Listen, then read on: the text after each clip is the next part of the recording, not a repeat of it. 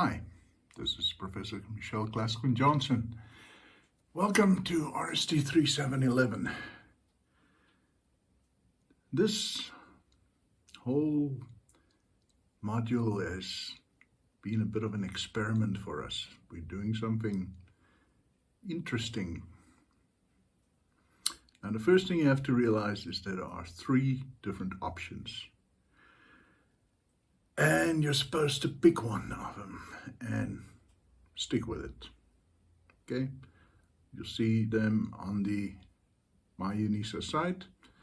Option A, African religion. Option B, the Abrahamic or Semitic religions. And option C, the Indian religions. So what we've done here, if you want to do African religions, then that's pretty straightforward. There's a study guide, you download it. There are e-reserves, you download them. And that's all you need. You just start working through it. The other two, we've done something interesting. We have taken the topics and the ideas from African religion, and then we said, now how would it work if we applied those topics and ideas to the other two major groupings? Normally it works the other way around. Normally we have the big Abrahamic religions, and they basically will dictate the questions we can ask, the conclusions we come to. More rarely, the Indian religions might have a topic or two that are very interesting to see how they work out. But we've decided this time, let's take African religion as our starting point.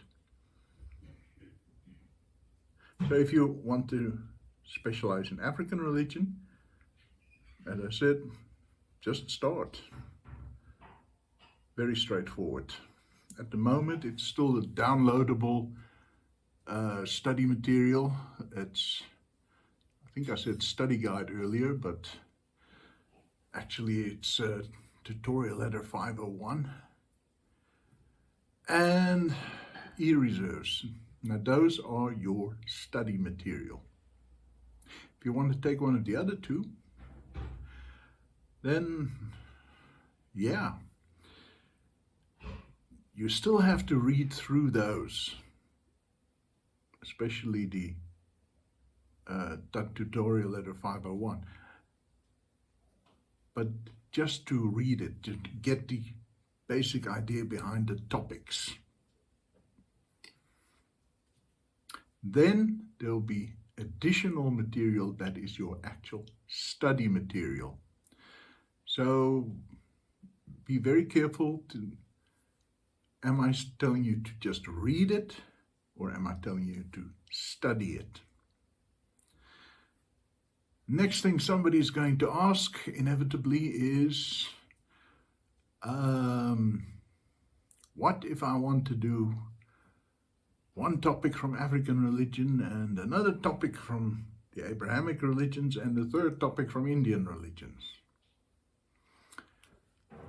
We advise against it. We think you should pick one and just stick with it. But it's up to you. If we come across such a thing in your assignments, well, we don't really have the ability to keep track of who picked which option. If we see it in the portfolio where it'll be a bit more obvious, then we'll just say,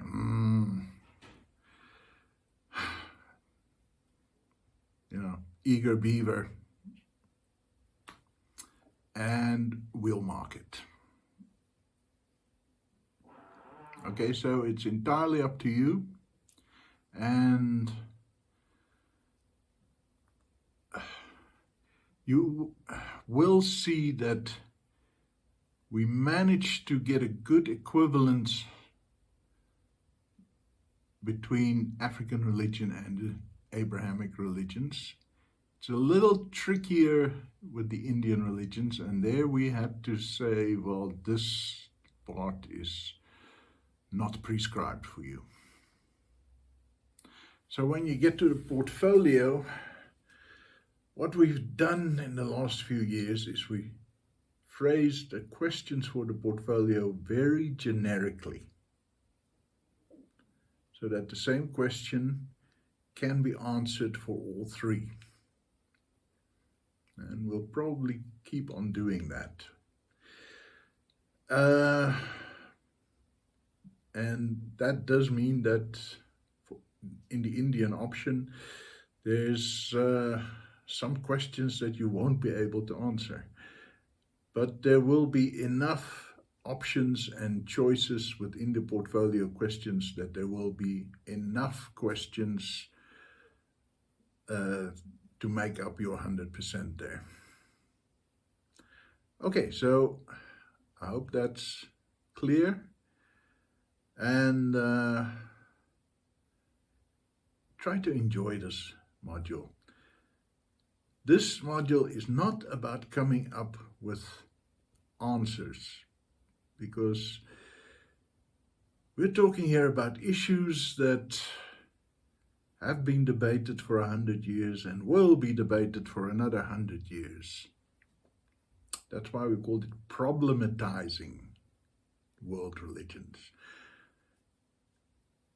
We want you to dig into that topic, that issue, and deepen it and see if you can get to the core of the issue and say, but okay, the prescribed material says so and so and so, but hang on, have they considered that problem?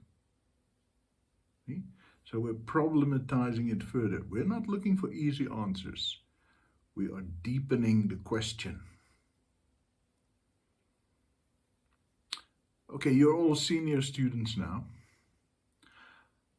I really hope I don't have to tell you that you must cite your sources.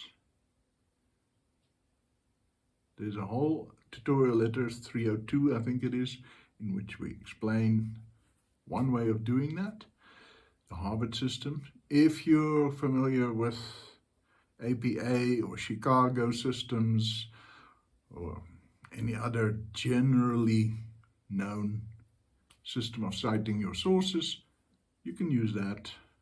That's fine. But please do it. You're not raw first years anymore. We shouldn't even have to tell you this.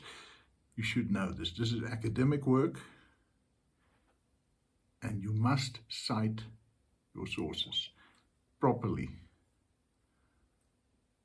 Look, I'm still getting assignments, list of references cited, Google, Wikipedia, the internet. What am I supposed to do with that?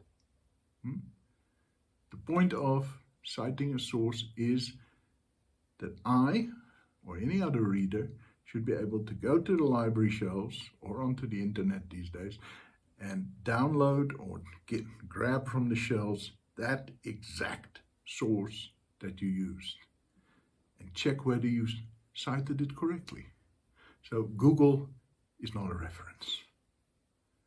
The internet is really not a reference.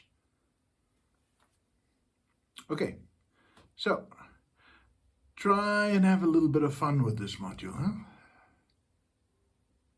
Because we had fun creating it, and we hope that you have fun learning from it.